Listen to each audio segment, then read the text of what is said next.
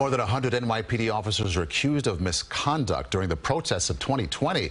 As CBS 2's Bauman tells us, a new report says police need to be better prepared for large-scale demonstrations.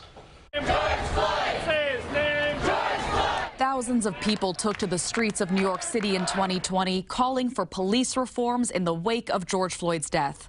Now, nearly 3 years later, the Civilian Complaint Review Board, CCRB, says the NYPD was ill-prepared and ill-trained for the massive demonstrations. The NYPD should be training and retraining its members of service on how to respond to incidents like this. Of the 800 complaints the CCRB received against officers at the protests, the agency has substantiated misconduct against 146 officers. Among those, the NYPD commissioner has imposed discipline on 42 officers.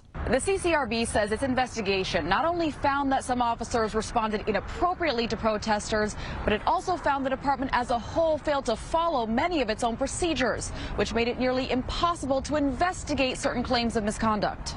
We had cases where officers didn't know who their partners were, didn't know who their bosses were. It was a very chaotic situation, and a paramilitary organization needs to have command and control over its forces. The NYPD is objecting to the CCRB's characterization of police response, with the department saying in part, CCRB's report is devoid of any meaningful acknowledgement of the unprecedented violence, property destruction, and chaotic reality that the protests and riots, coupled with a global pandemic, created for the city. When you're in a last-minute situation and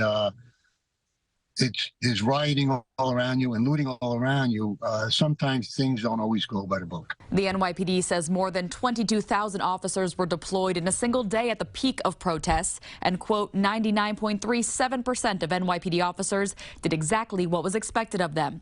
The CCRB recommends every officer be trained on crowd control tactics before the city sees its next big protest. In Lower Manhattan, Bauman, CBS 2 News.